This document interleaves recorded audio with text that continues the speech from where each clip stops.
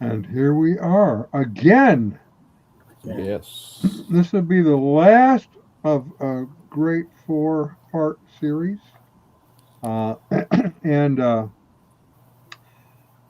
I'd like to say the Reverend Dan, but I don't think he's ordained.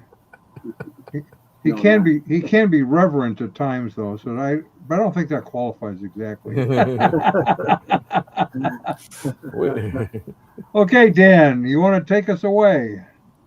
Absolutely. Yeah, ready to start here. Um, Truth meets tension, right? This is Mhm. the now the fourth uh, class, and I want to start with just a little bit of review. I'll pick up where we left off. Um, the strange thing that we have done is that we've spent a lot of time on a couple subjects that maybe in other apologetics you would have skimmed right past. Um, Historic origins and context, I could see that happening where you're researching the background of an apologist and trying to find out their uh, historical position, trying to understand their way of thinking, where that came from. Uh, and then we talked a little bit about Schaeffer's methodology and some of the classification attempts that have gone on over the years, so many different discussions and debates. And in many ways, what we spent time doing when we got into the basic philosophical questions, the demonstration of truth, and also beauty and tension, we are dealing with our own approach of classification, so to speak, because we're putting Schaeffer's thought into his historic understanding, specifically in that Schaeffer was about the philosophical questions, believing that all people carried the weight of the core questions of life. And the simple things that he would phrase, the mannishness of man, the universe and its forms, but he was applying biblical principles to the philosophical world and his approach. And so, therefore, the doctrines that we believe in of creation, fall, redemption, and glorification fit right in uh, as the proper answers. And that's why some of his early lectures, and actually you can find even sections of his first works, specifically The God Who Is There, that has a section speaking the historic Christian position into the 20th century. That's what he was trying to do and apply the Christian perspective to the philosophical questions and then help us to see that this wasn't just a purely heady thing to think about that only theologians and scholars thought about, but that all of us, in a way, are philosophers. And I've said this at different times here that Schaeffer, one of my friends uh, who introduced me to Schaeffer in this level, uh, he often said that Schaeffer in Schaeffer's position there are two kinds of philosophers: those who know they are and those who do not. And I think that plays out as we begin to see what Schaeffer's talking about. But he goes further than just the questions. He wants us to understand that if you really want to engage the world that we're interacting with, you have to have the truth applied because the philosophical questions uh, they require a demonstration of truth that is to meet them and answer them where they are. And so the demonstration of truth comes out both in the truth of our apologetics, but also in our lifestyle, our life, and everything that is, and that all truth is God's truth.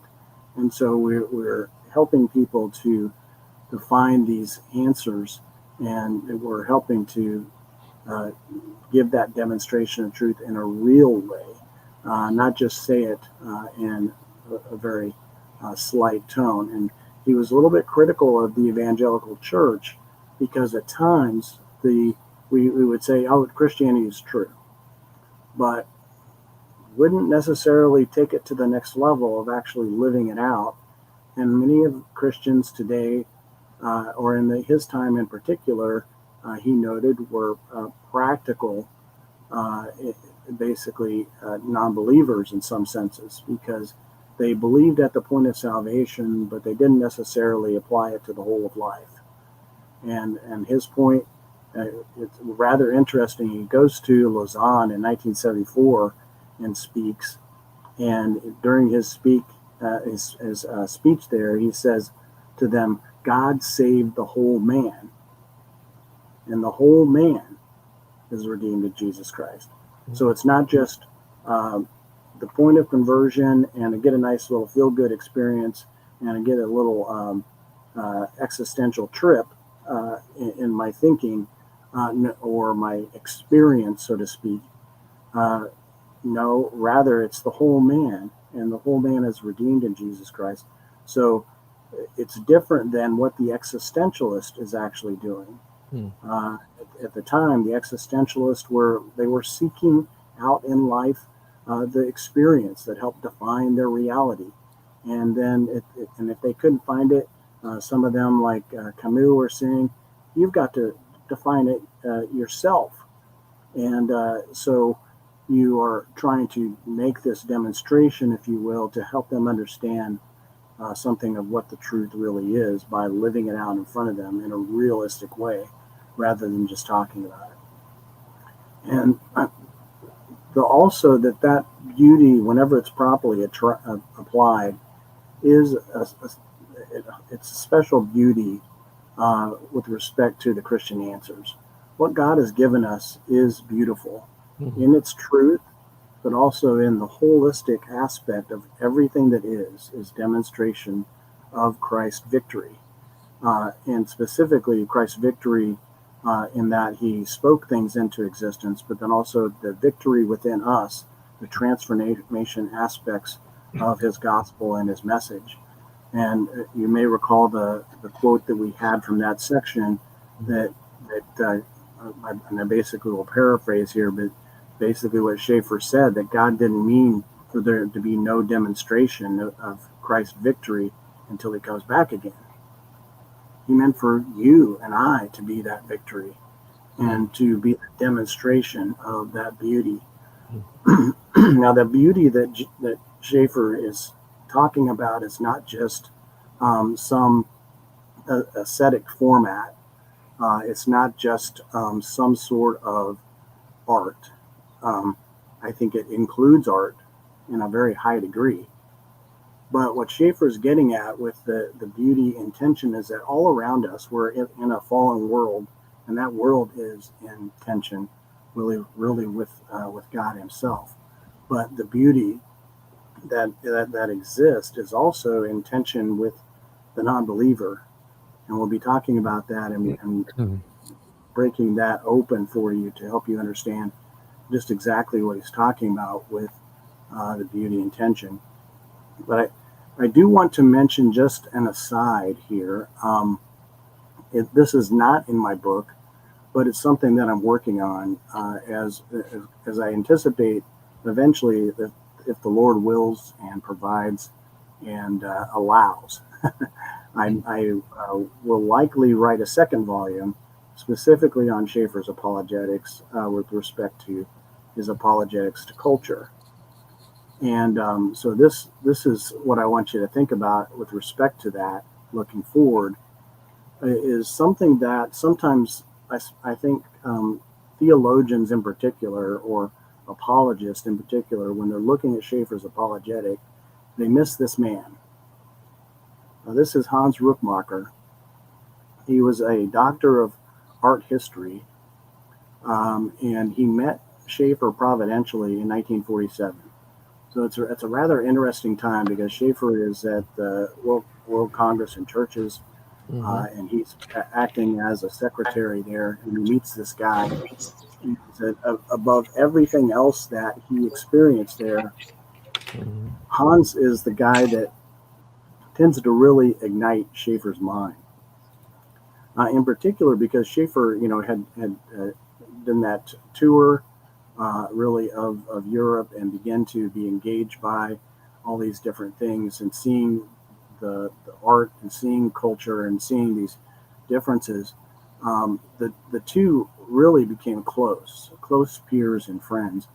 And Edith, in her book, The Tapestry, mentions that Rookmaaker was a little bit, I wouldn't say arrogant, but he was still a student at the time. He was a little bit pompous.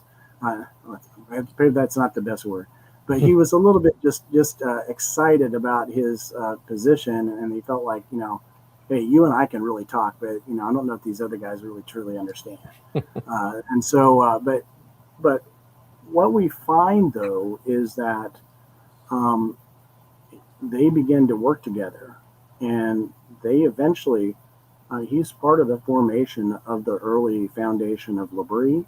He's also a part of eventually the foundation of a Dutch L'Abri in I believe it's 1971. If I'm not, 71. And then he is also in line with Schaeffer, specifically Dutch Reform. Now, what does that mean? Well, in fact, everything, obviously, Reform means Calvinist, of course, but that Dutch school was very rich with respect to its understanding and grasp of culture. And so we're thinking about guys like Dewey Weird. We're thinking about guys that are really steeped in their understanding of life and the analysis thereof. You're thinking about some real heavyweights as you go further back with respect to Dutch Reformed theology. And so that was actually, an interesting aspect of Schaeffer's life and dynamic. But so here he meets this guy that he agrees with so much so on art, and he also has his Reformed aspect, because Schaeffer was a Presbyterian in the Bible Presbyterian Church, and so did believe in the doctrines of election, although he didn't feel like that was his main focus of his ministry, to be about debating Calvinism. But he was very, very intrigued with Rookmaaker, and they really understood each other on so many different levels. So they differed on some of the people on certain respects of even Dutch Reformed, even on Dewey Weird, it's noted. Some scholars have pointed that out. But I won't want to go in there too deep, but I want you to understand this point, that Rookmaaker's critique of art and culture bear interesting overlap with Schaeffer's apologetic. What you see is that Schaeffer, in some ways, adopted, in alignment with Rookmaaker, some of this, an art mode that was going on at the time, as far as addressing some of that, how to speak to culture. And whether Rookmaaker fully influenced that or not, I'm still have questions about that. But I know that both he and Rookmaaker fed off each other greatly. And then at the same time, Schaeffer had a background with this Van Tillian approach to apologetics. And I believe that Rookmaaker and Van Til's approaches really became much of what Schaeffer's thought was in the area of apologetics. I don't necessarily think that it was exclusively Rookmaaker that changed this dynamic, but I'll give you an example. Like, we talk about in art, obviously there's a lot of these different areas, and one of the areas that was coming on so strongly was some of the areas of the abstract expressionist. Okay, and so you have abstract expressionism coming in, and they're painting things in the abstract. They're all about the explorations of the mind rather than the physical realities. And so there's so much about that, but in a way, it's depicting something of a degradation of reality. And so in response to that, many scholars, and actually even some artists, were going against that thread. And one of them that is rather interesting, I talked about Sylvester Jacobs and his photography at L'Abri. Well, Hans Rookmaaker introduced Sylvester Jacobs to Cartier-Bresson, which is a very famous photographer who was basically working against that mode of abstract expressionism by formulating really technical, analyzed art. He was capturing specific technique and angles, and so much so about his composure of a depiction of that he was capturing at the moment, the special moment that he pushed the button on his shutter. And so, why is all that important? Well, this movement is still alive today in art in some other ways, but it is still there in some respect. It's changed substantially. But what we find is that when Sylvester, for example, having had exposure with Cartier-Bresson, but also Rookmaaker, he took that approach and basically began to realize that, okay, let's put it in the right context. The biblical context is that I'm actually taking a picture of something of God's work, God's providence, God's art. And, of course, you have Edith speaking to him about art. You have Schaeffer speaking to him about the art. And he's mulling all this together. And he never claimed to be a theologian, but he has these deep thoughts and understandings about what I'm supposed to do in my calling. My calling is to capture something of this art that God has made. And in a very real way, he's described it sometimes as capturing something of grace. I've framed it really as that it's a glimpse into a specific mode of providence. But he would take these pictures, and these pictures would be so well formed that it looked like he posed everybody. I mean, it's just uncanny because he was so well practiced at this. And he would always tell me when I was talking to him, I'm trying to make him Rembrandt. And he's trying to do that with his camera. And so what I can see as I compare Sylvester's mode of thinking and that of Dr. Schaeffer's, I see this understanding of the analysis of the holistic worldview, and that everything as far as beauty is concerned. And so I'm a part of that picture as well. I'm a part of what needs to be shaped there and needs to be understood. So that's an aside. But I hope that helps understand just a little bit of, I think, some of that deeper aspects of the history behind Schaeffer's grasp of art. Anyone else have any comments or thought? I know Dr. Williams might very well have some few things to say there. Well, I just want to mention Dr. Rookmaaker's book, Modern Art and the Death of a Culture. And Exactly. what you will find is the scholarly version of Schaeffer's popularizing. When Schaeffer talks about how art reflects worldview, he's giving a pretty much he's doing this for just normal people, for laymen. If you want the scholarly version of what Schaeffer does, talking about art and artists, you go to Rookmaaker. And the book is Modern Art and the Death of a Culture. It is full of illustrations. It is probably out of print, but I'm sure you can find copies of it on Amazon floating around. It's well worth reading. And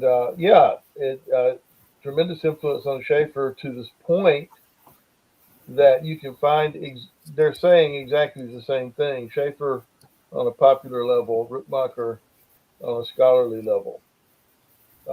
And the important thing that Schaeffer realized and made all of us aware of, because nobody was thinking about this before Schaeffer came along, is that as Schaeffer said, in great art, technique is united with worldview. If you just got technique and there's no worldview, the art's not communicating anything. It's not great art. If you got worldview but no technique, then it's just lousy. It doesn't.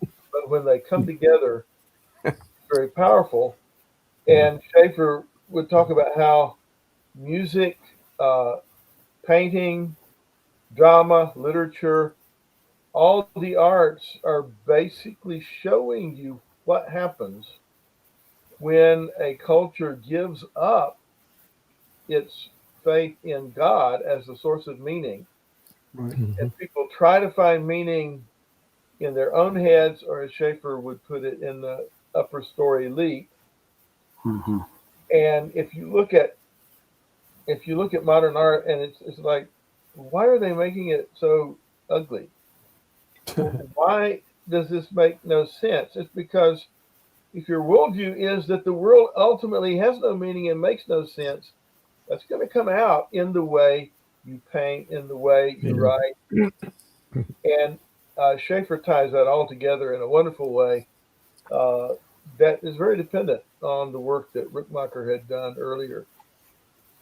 Yeah, and I thank you for that, Dr. Williams. That to me is kind of a significant aspect of this, is that, for Schaeffer, it was making it applicable to and applying it to the specific aspects of what he was doing in his ministry and working with and helping young people. And so realizing all these things, and one indicator that you could find, because art is a reflection of worldview, that you could measure what's going on with someone by looking at them, looking at their art, looking at even the contradictions there, or looking at the culture around them about what art is shaping them. So you're not completely blind to this conversation with them. And that begins to open up all sorts of dynamics. Yeah. So We see that is such becomes a reality. Even we see that through the years. We've seen the depravity of music. We've seen the depravity of what's being shown on the screen and TV and movies. So all of those things definitely indicate it's almost like a thermometer of where the culture is. Mm-hmm.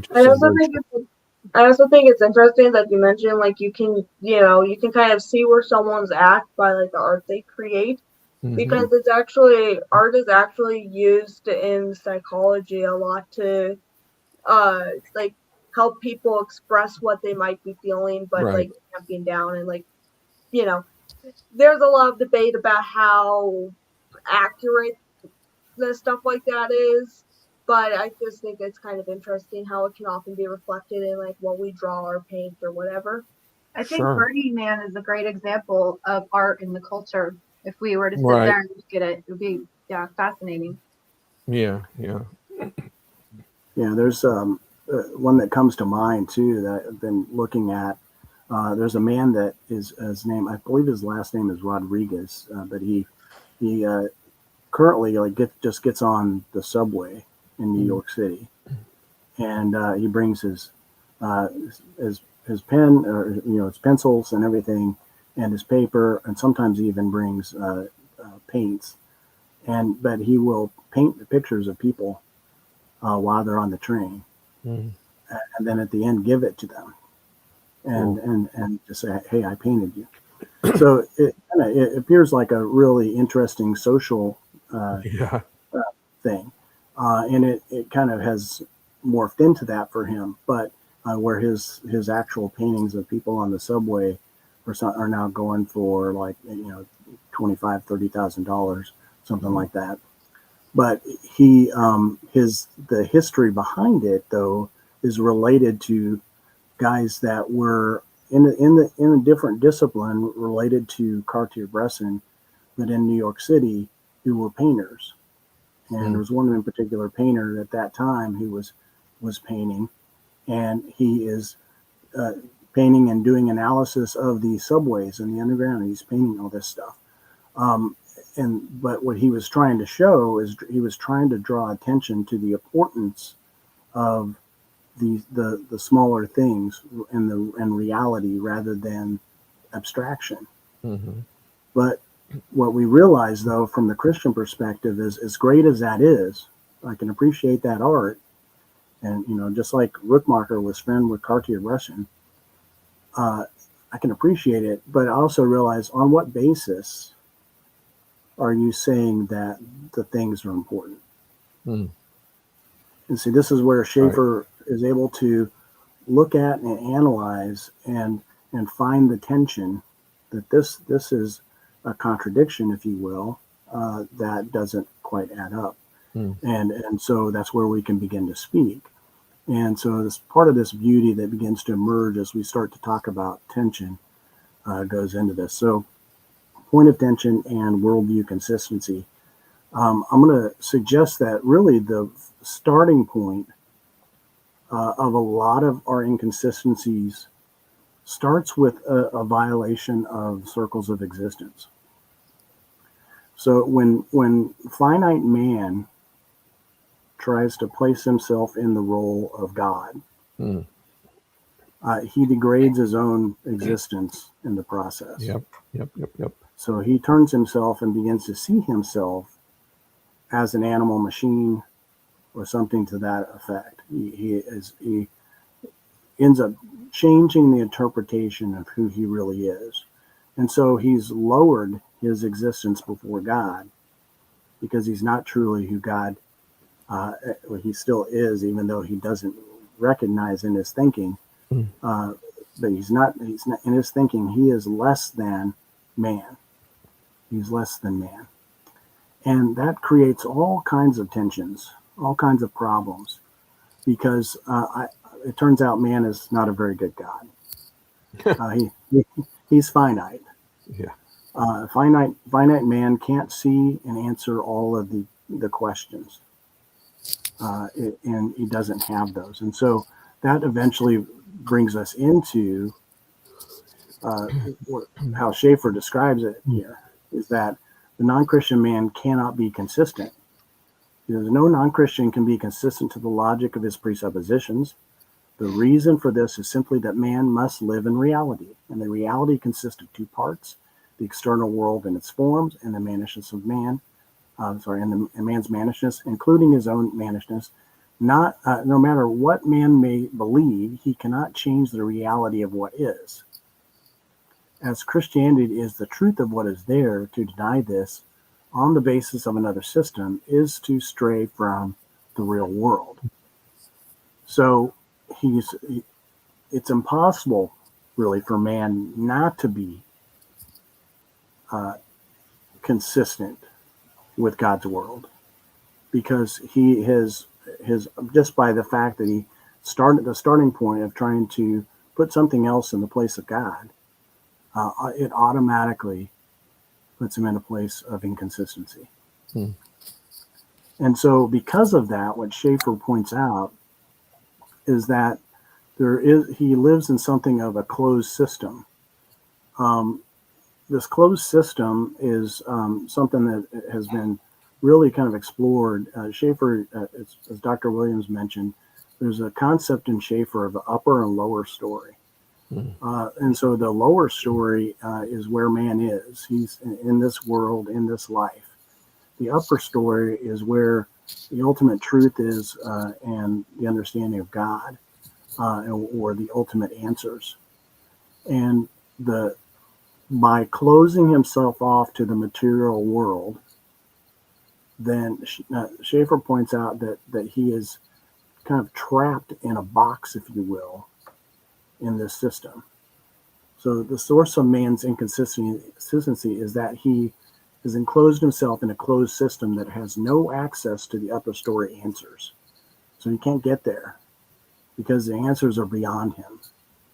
He's looking for the universal answers to all these questions. Where did I come from? Where am I going? How do I explain man's dilemma? Why is there evil in the world? Why are all these things happening?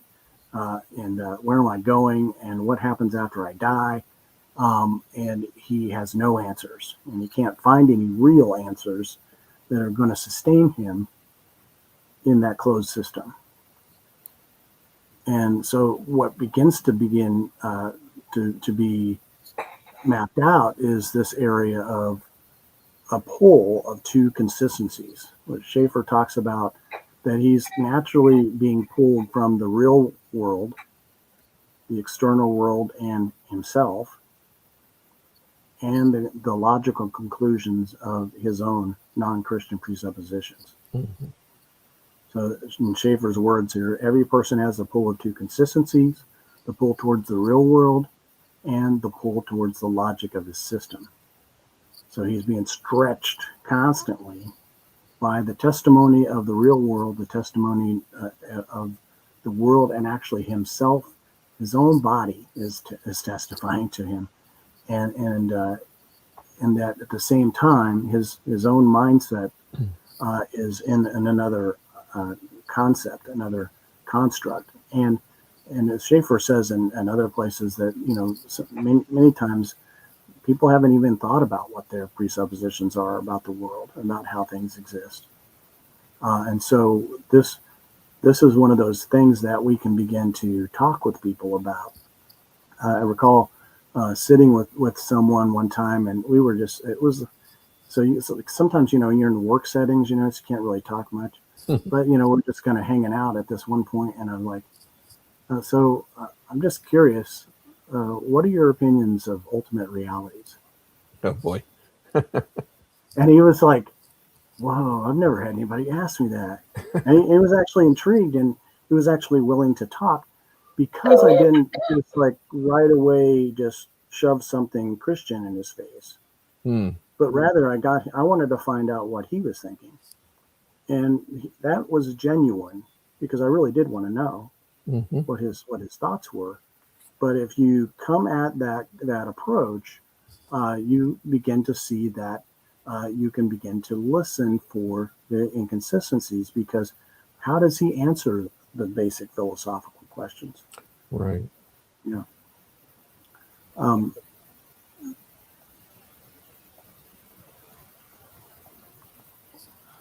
So there's basically what Schaeffer calls a continuum, because we have said this, that every person, however intelligent or lacking in intelligence, has stopped somewhere along the line towards the consistent conclusion of his own position. Some people are prepared to go further from the real world than others in an attempt to be more logical to their presuppositions. So this is really interesting stuff. Think about this a minute. You ever had two friends that are like, one's like real extreme, and he's just like basically self-destructive, and then you have the other guy who is basically like afraid of everything.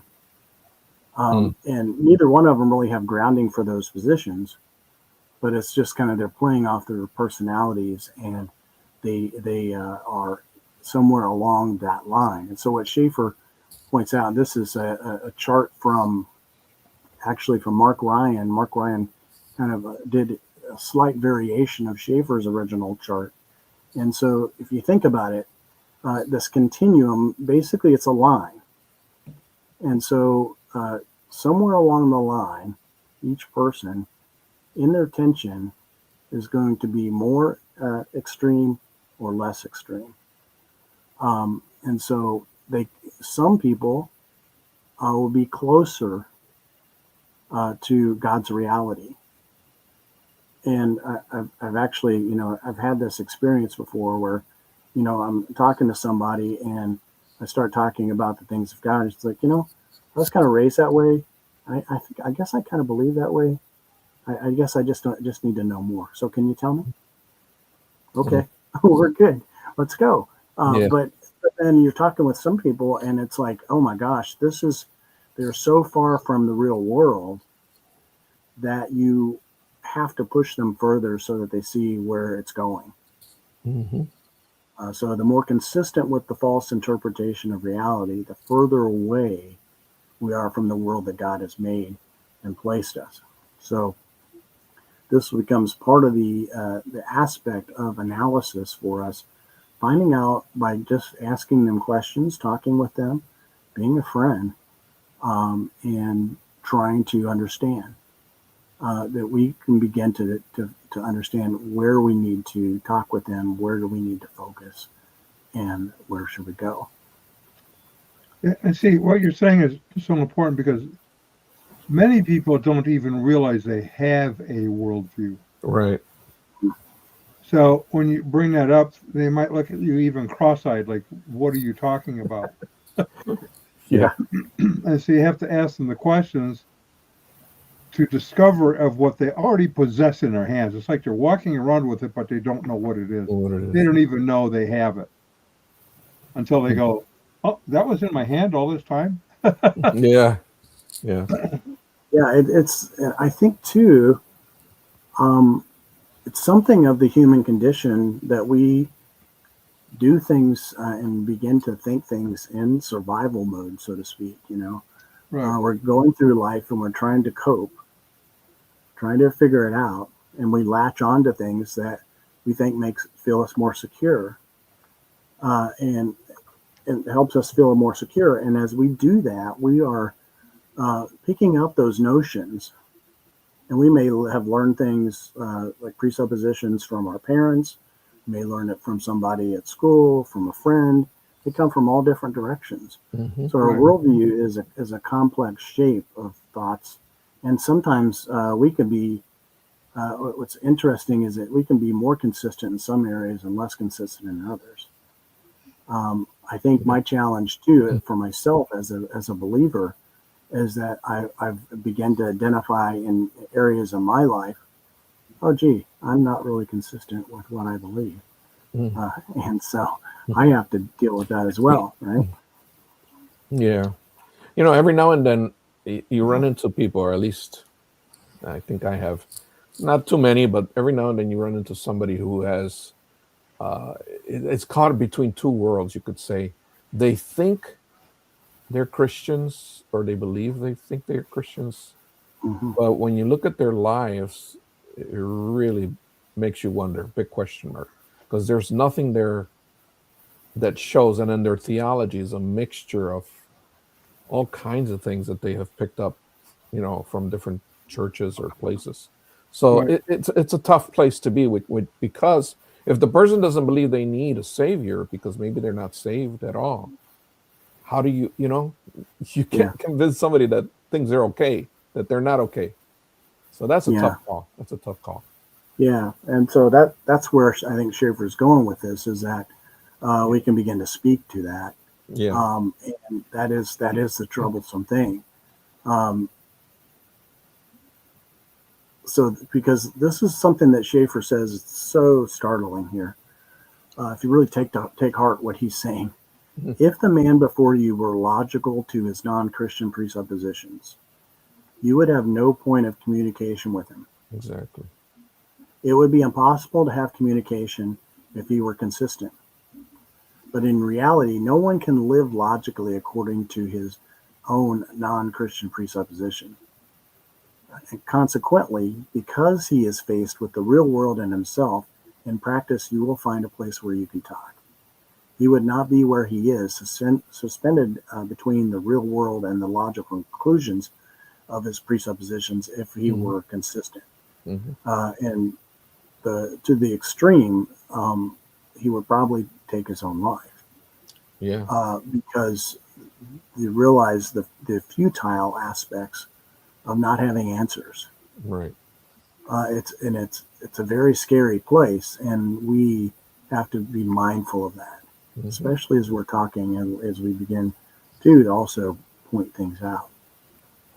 And so, what Schaeffer begins to elaborate on is that that this whole thing is part of the connection of analysis. So here's the conclusions. No non-Christian can be fully consistent with the real world that God has made. No matter what man believes, unless he believes the truth, he cannot be consistent. Since the non-Christian cannot be consistent with the real world, he is at odds with it. Mm. And the non-Christian cannot live in the world they believe in because it's not livable. Right. Ultimately, if they were consistent. Right. And so what happens is that he begins to try to deal with it in various ways. And I tend to classify him like this, as in Schaeffer's thought. He doesn't always get as distinct as this, but pessimism and leaps. He does specifically in his book, How Shall We Then Live, in particular, in the video format. So you'll find sometimes too, when you're talking with people, I think this is also an interesting dynamic for us, especially as apologists, that this is so insightful. If he will either be pessimistic, or if he's more optimistic, he will take an irrational leap. So think about examples of this. So pessimism. Well, maybe if I'm just a cold scientific approach. Man came here by accident. And supposedly I have to be comfortable with that. And he's going somewhere, but at any moment, an asteroid could hit the planet, and we'd all be done for. You know. Yeah. It's rather cold and mechanical. It's isolated. I can't because the only answers are inside my universal box here, and there is no room for anything greater. No higher power, no God, none of that mystical stuff. No. It's just the mechanical, cold ice of existence, if you will. Very, very bleak outlook. Yeah, but then on the other hand, you'll encounter people that are very much so in sort of they will take an irrational leap to try to answer some of the questions. And usually my biggest contact with people of this group usually is in the New Age movement or some of the modern approaches like that, where they are mystical in their approach. And not a true mysticism like what Christianity brings, but in an irrational mysticism, where it's I take a leap of faith to answer my questions, and it's not based on any reality, and basically I just choose to believe that. Right. Now you are seeing some, especially in this generation, have a combination of these, which is rather fascinating to me.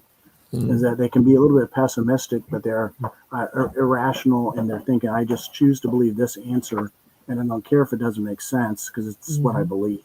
And you have no right to challenge it. Right. So these positions are part of that tension dynamic, and it builds up in them because they have no way of answering them. Right. And so as we think about this, then let me just throw some answers here. And so we just kind of compare. I've got a couple of these, but this is to help show you a little bit of that dynamic that you have. Schaeffer's The Universe in Its Form. So these are the basic philosophical question, which is basically in the core questions column there, which we call creation. But where does man come from? Does man have dignity? Where did personality in man come from? So all those questions are things that we encounter. And so the Christian worldview will take it. Man was made in the image of God, therefore he has dignity from the Creator, the personal interpersonal Trinity. This is the origin of human personality. Wow, we've got it. Whereas you'll see in the naturalistic point of view that man's an accident, the product of chance. He's alone in the universe and creates his own dignity. Personality is a chemical accident or evolved state. Okay, mysticism. Man was created by an impersonal force. Dignity is inherent. And human personality is just part of our form. They're like, there's no mystery here. We were created by somebody with no name, and he just left us there. Alien life form came and deposited seed. Yeah. So I mean, but you'll encounter these, and you realize that part of our when we ask these questions or we encounter these questions, we ask them what their worldview is, because what we're looking for is obviously in the person, we're looking for the beauty, which is actually a contrast to the despair that they hold. And then when in the world around them too, we're looking at the beauty and showing them and demonstrating the beauty that they somehow acknowledge, yet don't know why. The mystic is real excited about all the things, but they don't know who brought it. You can see where you have room to speak in all these little areas. Yeah. You begin to formulate understandings that actually can be quite helpful here. Mm. Let's do another one. So this one is the fall, of course. So we call it the fall, the historic Christian position. But the core questions: how do I explain man's cruelty and the problem of evil? Mm-hmm. So the Christian's view, of course, man was made perfect, yet mankind's first representative fell into sin, corrupting man from his original perfection. That's very creedal statement. But then it's now, when you think about it from the naturalistic point of view, man's an animal and still struggles with his animal tendencies. Okay, so that there is a marker. He is less than man in their point of view. The mystic will get interesting. Man is hindered by not being able to see his true spiritual reality. It sounds like Richard Rohr. Yeah, so they're wanting to jump into that. It's like, well, come with me into the upper story. I don't know. Yeah. I don't know what we're jumping into, but it's better. Yeah. You see? Yes, for sure. So we can see these contradictions and begin to speak to them, because of what Schaeffer is talking about with these, the man's dilemma and the issues, is that these basic philosophical questions show up everywhere. Mm-hmm. Think about this one also, redemption. Okay, our doctrine of redemption. It's the core question: what answers man's cruelty and the problem of evil? Christian's perspective: mankind's second representative, Christ died to restore man. But the naturalistic view is, through counseling and psychology, solutions, or technology, transhumanism, man can be conditioned and rehabilitated. So we believe that we can change man from the naturalistic point of view and make him no longer an animal, or make him just a better animal, more highly evolved animal, right? The mystic is, I always find the mystics kind of interesting. Yeah. So man must escape himself to find his true self and meaning. Isn't it interesting? It's like especially we find that a lot in some of the Oriental positions of their thinking, where they believe that I don't like it here, I've got to escape. Mm-hmm. And that's where Schaeffer talks about this existential leap. It's a leap into non-reason. There's no reason backing that. They just assume that's the case. If I meditate long enough, mm-hmm. and I remove myself from the equation, basically become void, suddenly the answers will appear somehow. But the answers aren't there because there's nothing there. You've removed everything. So you can see where this all kind of self-implodes. Yeah. I got one more for you. And this is glorification. Mm. So the core question: where is man going? Okay, so the Christian view, mankind will be with God and finally restored when the living, risen Christ returns. But the naturalistic point of view, man will one day triumph through science and behavioralism. And then, the mystic, man will one day be a god. Don't know how, but not sure. Yeah. Yeah. So as you can see with these, that begins to open up a lot of our cultural aspects, because if you combine the apologetic aspects of answering the basic philosophical questions and understanding about the tensions, then they become identifiers that we can begin to speak to you. Mm-hmm. You may, granted, you may be talking to somebody and they have all they want to talk about is like, well, I really like to collect figurines. Okay, so, and you may wonder, well, how do I even begin to speak to that? I want to get to something of the great philosophical questions. I was like, well, why do you like the figurines? And again, I love that. On what basis is that good? On what basis is that appealing to you? Tell me more about why do you believe that? And tell me more about what you think of that is, because it will expose, just by something that they naturally like, to expose something of their connection with God's reality. Mm-hmm. And that's where we can talk. So I'm opening it up for discussion here. Any thoughts before we continue? I was wondering if Schaeffer ever considered all these questions in regards to the Christian cults such as Islam or Mormonism or Jehovah's Witnesses, because they all borrow from Christianity. They're cheap Timu knockoffs in a lot of ways. So they do have their own contradictions inherent to them. But then they also, they fill in the gaps using Christianity and, our beliefs. Is that anything that Schaeffer ever got into, or? Yeah, I mean, at different points, he does. I don't deal with it so much in this book in particular, but you'll find that just like we were talking about there, they all have to answer those same questions, even if they're from another system. It's just that they may endorse something different.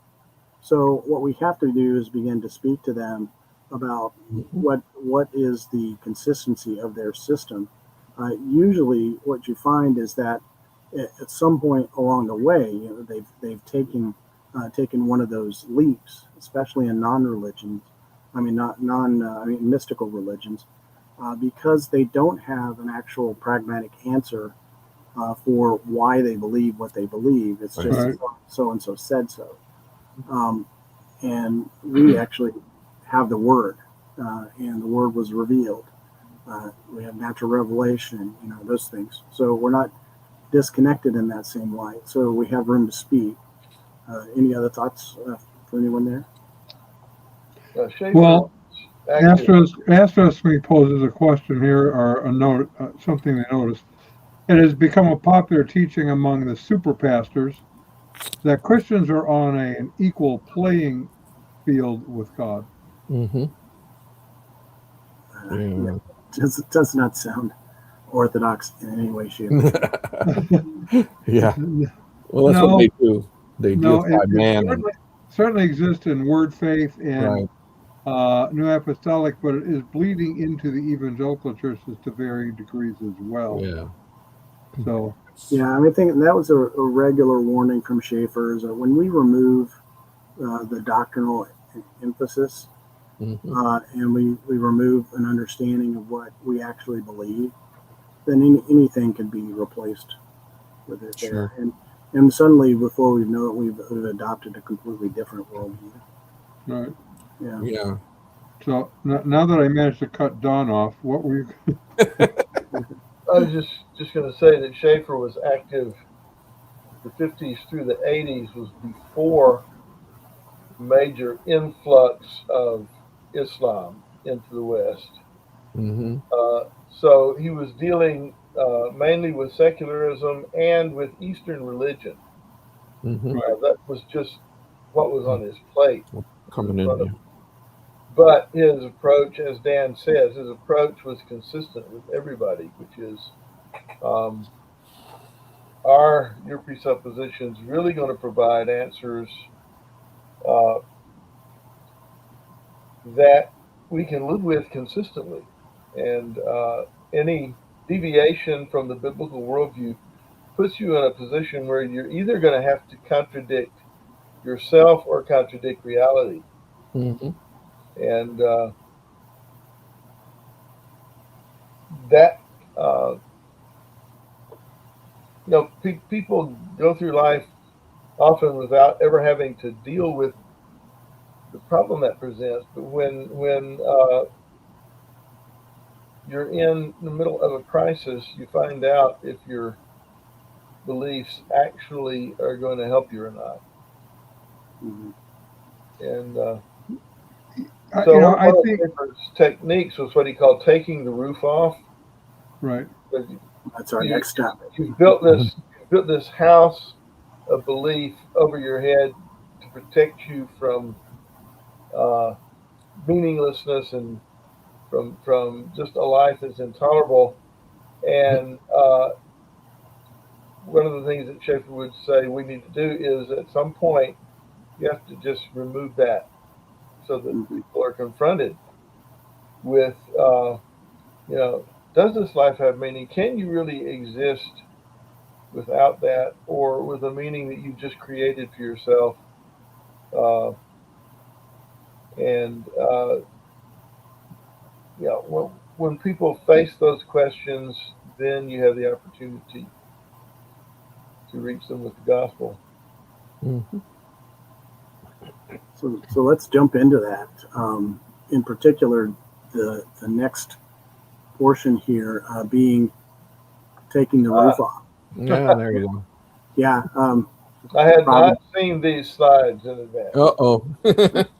That's the kind of providence that just kind of tends to work between you and you, Tom. Well, we both understand Schaeffer. So, Yeah. Yeah. So this tension it becomes the point where we begin to speak. And so as we talk about this, that Schaeffer says every man has built a roof over his head to shield himself at the point of tension. It could be one or many points, in my opinion. But Schaeffer tended to focus on kind of the central thing that was a hang up for individuals. And sometimes he describes it as a singular point almost, because a lot of times some of the other, it was sort of like a domino effect that some of the other things would fall, and the way he describes it. So with this too, then there is that roof of protection. So the roof is built as a protection against the blows of the real world, both internal and external. Mhm. So his internal pains, his external world, the things that are going on, the consequences of his own non-Christian presuppositions are beating down on him, or going to beat down on him. There will be a point of tension, even if they appear to have everything right. In human relationships, a lot of times, is one of the big areas that it strikes for everybody. And so that could be our areas there. So it says, man today seeks to deflect the tension by saying he is no more than a machine. But if we were no more than a machine, we could find no difficulty in proceeding step by step down the line of the logical conclusion of the non-Christian presuppositions. Man is not a machine, however, even if he says he is. And so again, it's like we're getting at that treating people as human beings created in the image of God, even as we speak to them, and he is not nothing. He is not a machine, and even if he tries to say that he is. And so the individual will feel this tension in different ways. With some it will be beauty, with some it will be significance, with some it will be rationality, and with some it will be the fear of non-being. And I would say that this changes in every generation. There's always some new thing, some new thing that hang up that could be a part of this. And we have to begin to analyze and understand what that point of tension is, so that we can begin to remove that roof and allow the real world to hit them, so that they can actually experience something of their loss. Now, this thing seems a bit cruel, but this is what Schaeffer says about this. When we have discovered, as well as we can, a person's point of tension, the next step is to push him toward the logical conclusions of his presuppositions. Now, so there's the point of tension, but there's also this pushing. And Schaeffer is very clear on this, to be very sober about this. And I always depict it kind of like this. This is my view of the cliff that we're showing them. We don't want them to do this. We want to take them and say, this is where it's heading. Don't go there. All right, but if we are not careful, people really truly begin to understand their lostness. Such things begin to happen, or can begin to happen if we're not careful. And so Schaeffer warns against any abuse of this. I also, usually when I'm teaching this, I've taught this at different points in some of the other classes I've taught at my church. Specifically, I taught one, and I indicated the story of the buffalo jump. Some may not be familiar with this, but So the Indians in much of the Southwest used to practice what they would call a buffalo jump. There was actually, well, what we now call a buffalo jump. But what they would do is that these Indians would sneak up on this buffalo herd from multiple directions, like you see here, and then scare them toward the cliff. Mm. And then usually there would be one out in front of them who's running, and they would be following him, chasing him. And then at the last minute, he would jump out of the way and jump into a hole. And just by sheer force, the herd would push itself, at least half of them, over the cliff to where the other members of the Indian tribe would be down at the bottom, ready to harvest all this free meat. Yeah. So this little bit of a, if you look at history, this diffuses a little bit of the noble savage concept that we would talk about, where this, they were those people that would tell you that they never wasted anything. That's truly not the case. But in a very real way, the enemy is doing this. He's guiding them toward the cliff. And what our job is to take them to the edge without harming them, so they can see where their worldview is going. And so that's where we take the tension and we show them the results of the tension and help them understand that.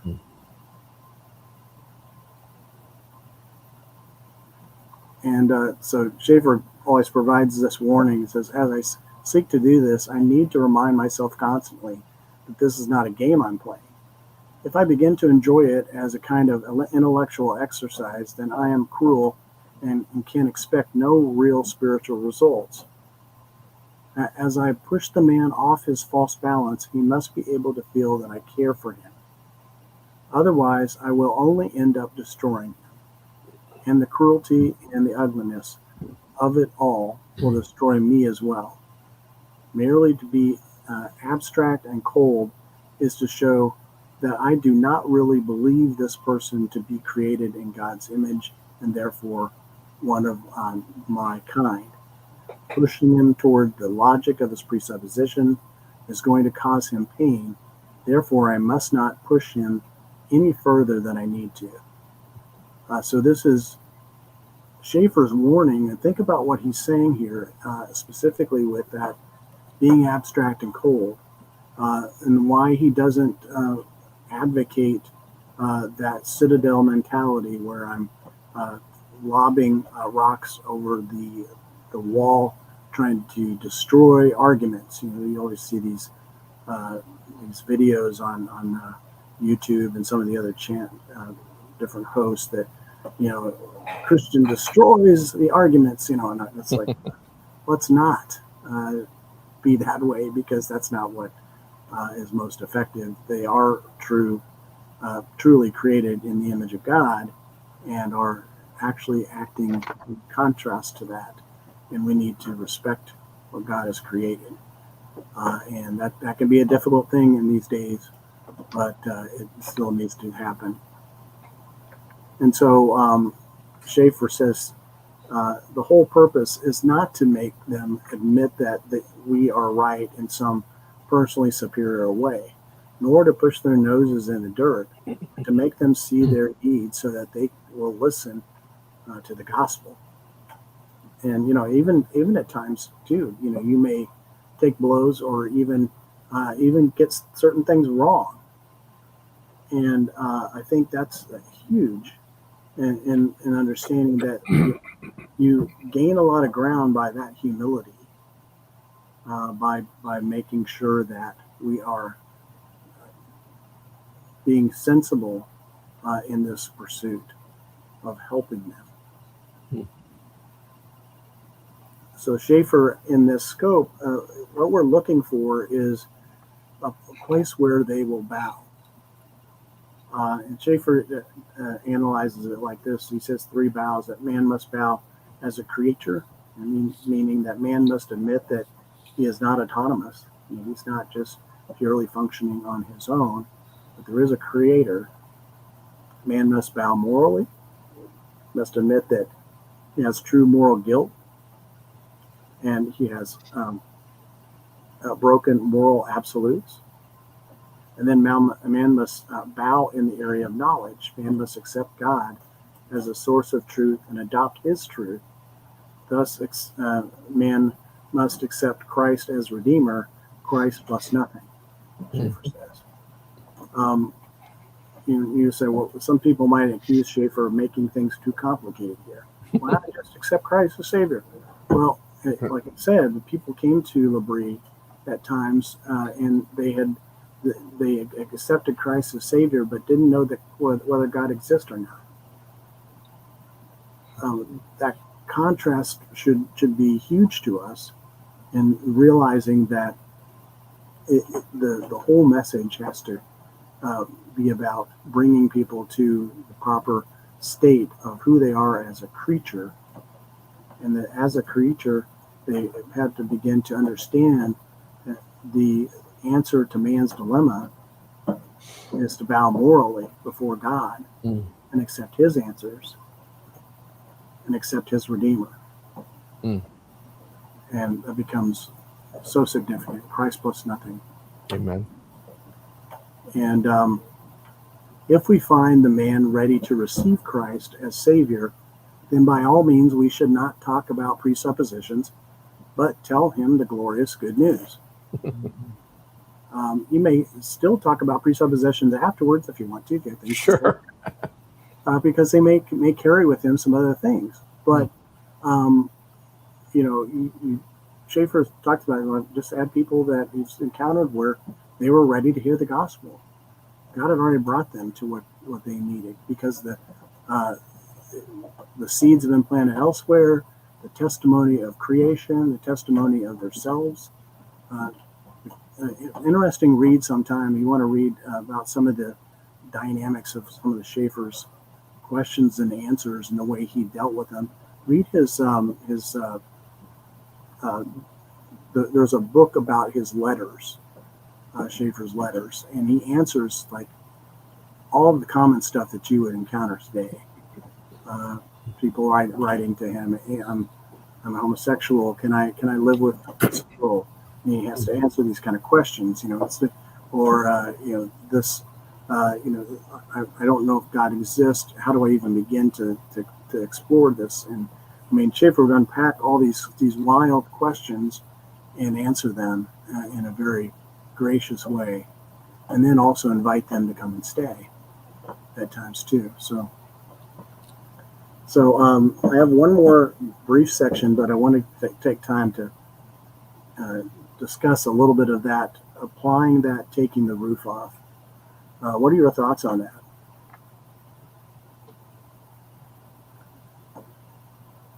Well, definitely have to blow that roof off. There's so many that, many facets that go into some people's through the process of whatever they've encountered in their lives. Sometimes, and not to be, how can I put it? It's not to be detrimental to the church, but sometimes the church has its own fault in doing that to some people. There's like we call, the church. People have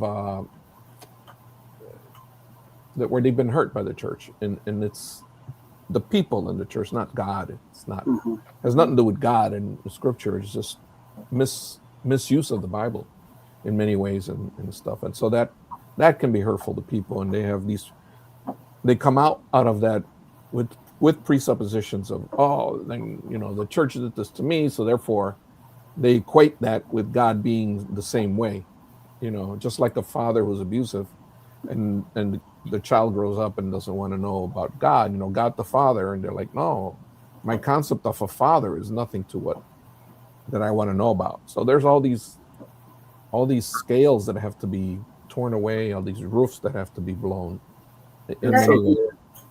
Trying not to get in the way, right? Right. I'll get in the way. And they do.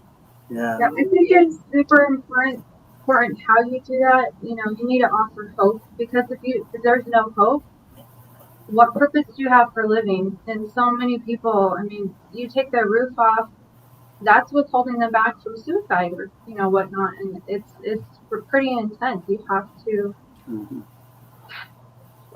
Yeah, have a heart for the person and not just try sure. to an argument. Right. Yeah, and I think that's where Schaeffer, his ability to see the beauty in the individual, even in the midst of chaos.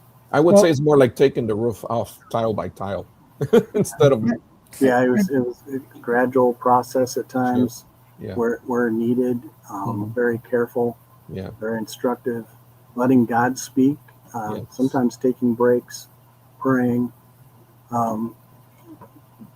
other voices too that may be valuable to them, that could more closely connect with who they are as a person. Being mindful of that. There were a lot of people that came to faith at L'Abri for those sort of reasons, because Schaeffer took the time with them. That's always helpful. Yeah, and time to be careful in those settings. Not to be so extreme as just and, about pervert. the concept of taking the roof off, which you talked about. Sometimes there's a concept that says there's nothing wrong with the roof. The person is wandering around inside the building lost. Right. Right. Yeah. Right. That's true. Not even sure what the roof is. Yeah, and that's where identifying it and beginning to subtly, sometimes either it's the taking the roof off may actually involve, like I said, taking them to the problem to see the logical conclusions of it, so that they realize, oh, there's something wrong with my roof. And they maybe living under that roof and going, that's fine, but why don't you come out here for a minute and look at it and see the damage for yourself, see what I see. And if you don't fix this, the whole thing's going to cave in. I very often, because I deal with so many people who are in abusive authoritarian groups, Right. I nearly always have to start with a wholly different question than God. Even deconstructors, let's say. My question to them might be more something like, can you describe for me the God that you are rejecting? Right. Rather than trying to argue for the God of Bible, tell me what God it is that you're rejecting. And nearly always, when they're done, I go, yeah, I would reject that God as well, which surprises them. Sure. Because now we can talk about what God they have just described, which isn't the God of the Bible, and try to get to a different sort of a question. Bill Gothard is another one. I've had, this comes to my mind because I've had 4 in the last 2 days on this question. How do I, number one, how do I get over the fact that I never saw that what I was believing was wrong? Number 2, how can I get over having been in this group? So their question is one of, I was damaged by God. Why did he allow that? That's their question. Duped. They were duped, yeah. Right? Yeah. So my approach is going to be a little bit different there, because I have to start off, in those cases, it's pretty easy to say, listen and repeat after me. Just because God and Gothard both begin with G-O and end in D doesn't mean they're the same thing. Yeah. Right. And I really do have to have them repeat that, usually several times over a week or two, because each time they come back with something that God has done to them, G-O and not the same. Right.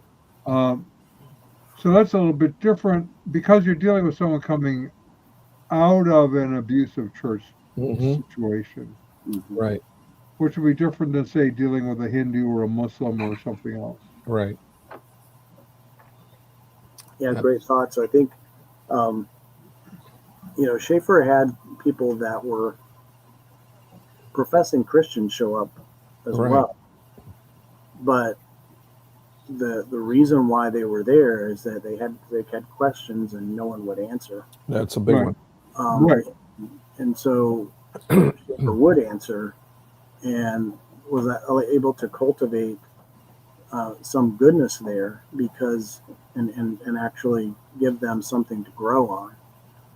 And I think that's important because it's like we need to be able to listen to the individual and find out where they're struggling, and then provide something of the answers to them, but in a way that actually is consumable to them. And we could break out the encyclopedia and we could read for hours to them about the reasonings why such and such is wrong. But if I'm dealing with the individual, I have to give them the morsels of food that they're going to need to be able to partake of to actually begin to cultivate that change, that understanding that's in them. And then also just realizing it's not all on us. I mean, the Holy Spirit and the work of God. And even the aspect, this is probably more true in the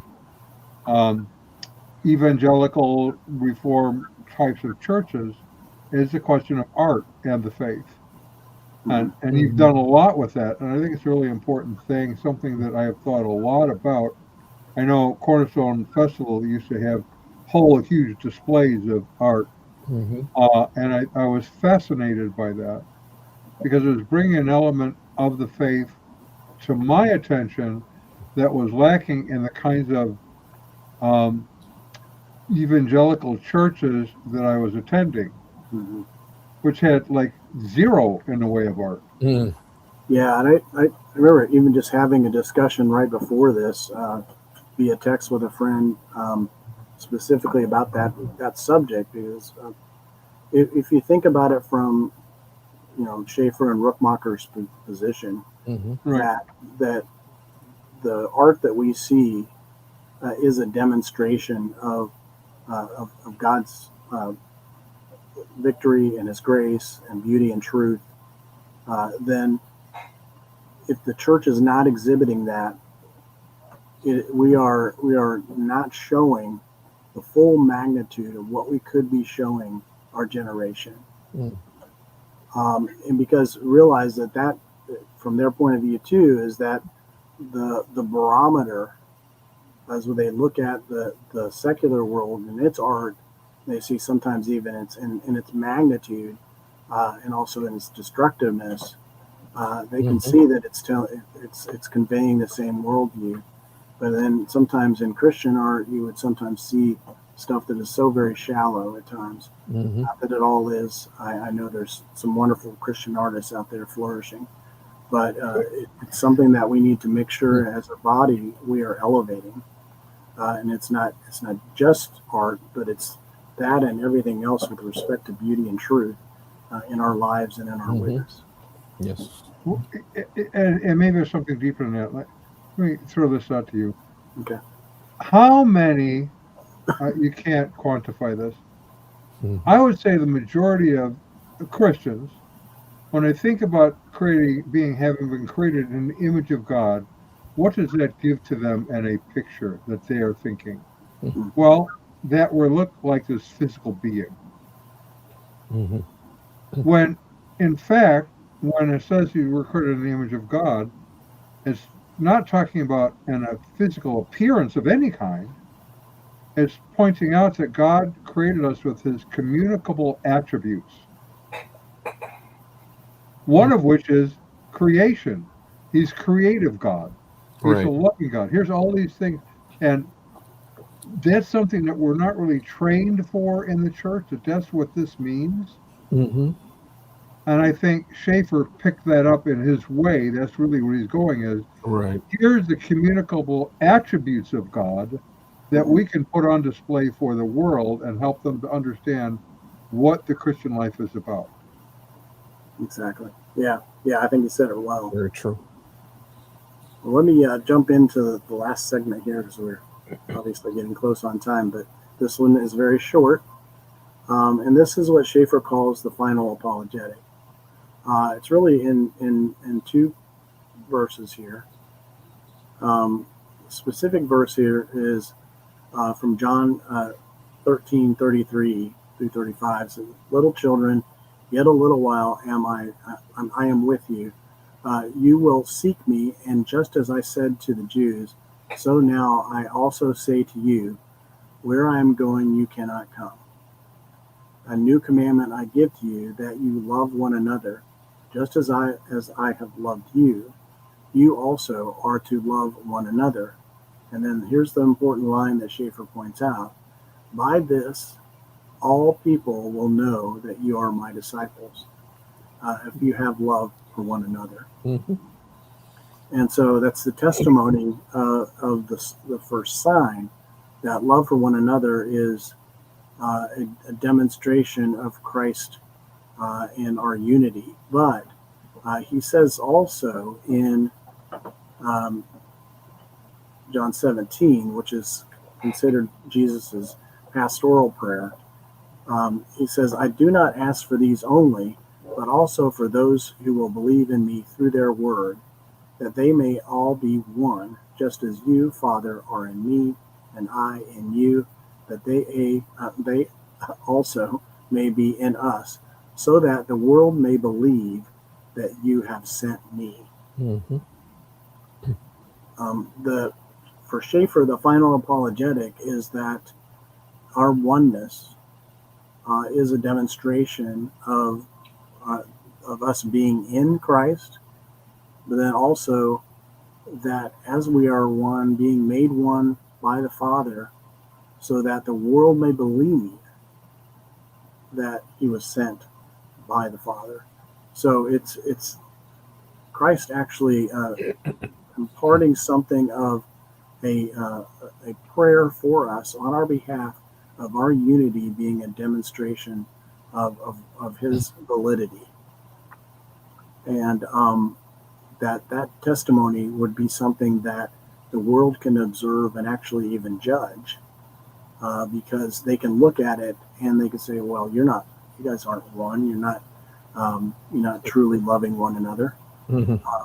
And that is a testimony that needs to be before them. And so that is in brief Schaeffer's final apologetic.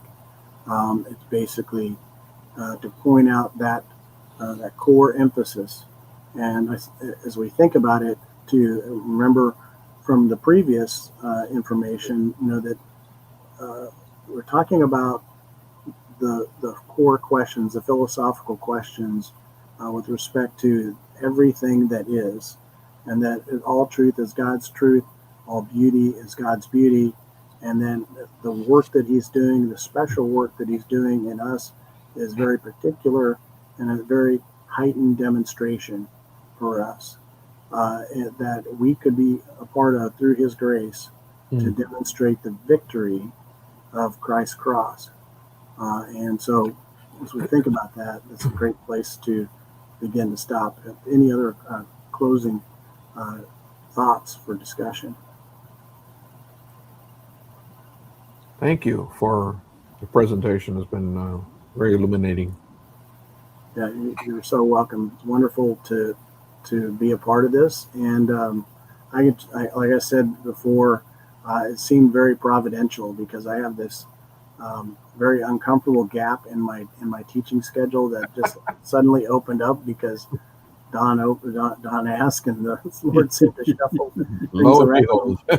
So I'm happy to be here, and happy to share something of what I've learned through my studies, and I'll also just have prayers and hopes of taking it to the next level of another book. I have a lot of material already on Schaeffer's Apologetic in a cultural context to kind of shed another bit of light or another angle on the same subject matter, but go deeper into some practical application as well. So anyway, so I'm looking forward to that. Sounds good. Okay, and next up for 10 weeks, we're going to talk about creation, science, and the Bible. Yeah, there you go. And it should be an interesting time. My friend Jay Hall is going to be leading the discussion, and he's already been sending me stuff. So you all should have the schedule of what we're doing. That was one out in the email this week. So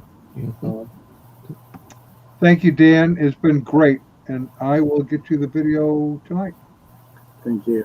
Really appreciate it. Adios. All Let's right. see all of you.